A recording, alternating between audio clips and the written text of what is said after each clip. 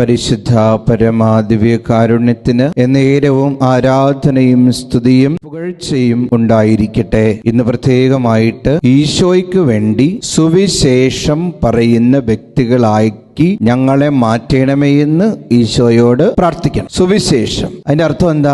നല്ല വാക്ക് പറയുന്നവര്. കണ്ടുമുട്ടുന്നവരോടൊക്കെ നല്ല വാക്കുകൾ പറയുക, ഈശോയെ അവർക്ക് കൊടുക്കുക. അത് ബൈബിള് പ്രഘോഷിച്ചുകൊണ്ടല്ല, ജീവിതം കൊണ്ട്, എന്റെ നല്ല സൗമ്യമായ പെരുമാറ്റം കൊണ്ട്, എന്റെ സൗമ്യമായ വാക്കുകൊണ്ട് അവർക്ക്, കൂടെയുള്ളവർക്ക് സ്നേഹവും സമാധാനവും സന്തോഷവും കൊടുക്കാനായിട്ട് കഴിയട്ടെ. നമ്മൾ ഓരോരുത്തരും ചിന്തിക്കേണ്ട ഒരു കാര്യമുണ്ട്. ഞാൻ എന്റെ ഈശോ ആഗ്രഹിച്ചിട്ടാണ്, അവിടുത്തെ പദ്ധതിയും പ്രകാരമാണ് ഈ ഭൂമിയിൽ വന്നത്. ഞാൻ എന്റെ ഈശോയുടെ കരങ്ങളാ, ഞാൻ എന്റെ ഈശോയുടെ കാലുകളാ, ഞാൻ എന്റെ ഈശോയുടെ ഹൃദയമാ, ഞാൻ എന്റെ ഈശോയുടെ കണ്ണുകളാ, ഞാൻ ഈശോയുടെ ഭാഗമാണെന്ന് ചിന്തിക്കണം. ഞാൻ ഈശോയുടെ സ്വന്തമാണെന്ന് ചിന്തിക്കണം. എന്റെ ഈശോ പറഞ്ഞതിന് പ്രകാരമാണ് ഞാൻ ഈ ഭൂമിയിലേക്ക് വന്നതെന്ന് ചിന്തിക്കണം. ഞാൻ എന്റെ ഈശോയ്ക്ക് വേണ്ടി അധ്വാനിക്കുന്നതെന്ന് ചിന്തിക്കണം. ഞാൻ എന്റെ ഈശോയ്ക്ക് വേണ്ടി ആത്മാക്കളെ നേടുന്നതെന്ന് ചിന്തിക്കണം. ഞാൻ എന്റെ പ്രയത്നം എല്ലാം ഈശോയ്ക്ക് വേണ്ടിയിട്ടാണെന്ന് ചിന്തിക്കണം. സർവസ്വവും ഈശോയ്ക്ക് വേണ്ടിയിട്ടാണെന്ന് ചിന്തിക്കണം. വചനമുണ്ടല്ലോ, ലൂക്കാ 17:10, ഞങ്ങൾ പ്രയോജനമില്ലാത്ത ദാസന്മാരാണ്, കടമ നിർവഹിച്ചതേ ഉള്ളൂ എന്ന് പറയുവാൻ. നമ്മളെല്ലാവരും അങ്ങനെ ഒരു ആറ്റിറ്റ്യൂഡ് ഉണ്ടാവണം. എന്റെ കർത്താവ്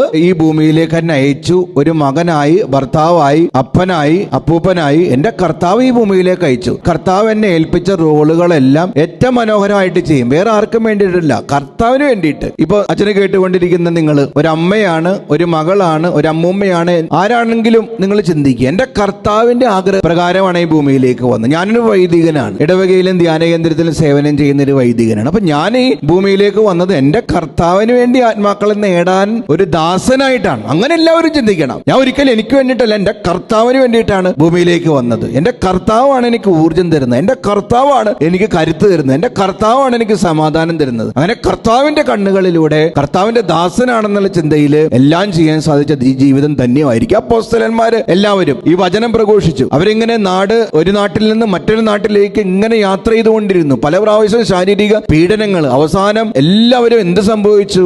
അവർ രക്തസാക്ഷികളായിട്ട് മാറി. ആർക്ക് വേണ്ടി? ഈശോയ്ക്ക് വേണ്ടി. ഇന്ന് ഭാരതത്തിൽ എത്രയോ ക്രൈസ്തവ പീഡനങ്ങൾ സംഭവിക്കുന്നു. സുഡാനില് ലക്ഷക്കണക്കിന് ക്രൈസ്തവര് അരിങ്കൊല ചെയ്യപ്പെട്ടില്ല. ഇതെല്ലാം ഈശോയ്ക്ക് വേണ്ടിയാ. അവര് മരണമുഖത്ത് ഭയമില്ലാതെ നിന്ന് എന്തുകൊണ്ടാ? ഈശോയ്ക്ക് വേണ്ടി. ഞാനും നീയൊക്കെ ചിന്തിക്കേണ്ട ഒരു കാര്യമാണ്. ഞാൻ ഈശോയ്ക്ക് വേണ്ടി വചനം പ്രഘോഷിക്കും, ഈശോയ്ക്ക് വേണ്ടി ആത്മാക്കളെ നേടും, ഈശോയ്ക്ക് വേണ്ടി മറ്റുള്ളവർക്ക് സ്നേഹം കൊടുക്കും, പ്രതികാര ദാഹം ഉള്ളിടത്ത് ഈശോയുടെ ചൈതന്യമായ ആത്മാവിന് ഞാൻ കൊടുക്കും. അങ്ങനെ ഈശോയ്ക്ക് വേണ്ടി ദാസന്മാരാകാനായിട്ട് നമുക്ക് എല്ലാവർക്കും സാധിക്കട്ടെ കേട്ടോ. ഇന്ന് എന്റെ മെസ്സേജ് ബോക്സിൽ ടൈപ്പ് ചെയ്യണം, ഈശോയെ അങ്ങയുടെ സുഗന്ധമാകാൻ കൃപ നൽകണമേ എന്ന്. ദിവ്യകാരുണ്യനാഥൻ നിങ്ങളെ അനുഗ്രഹിക്കട്ടെ.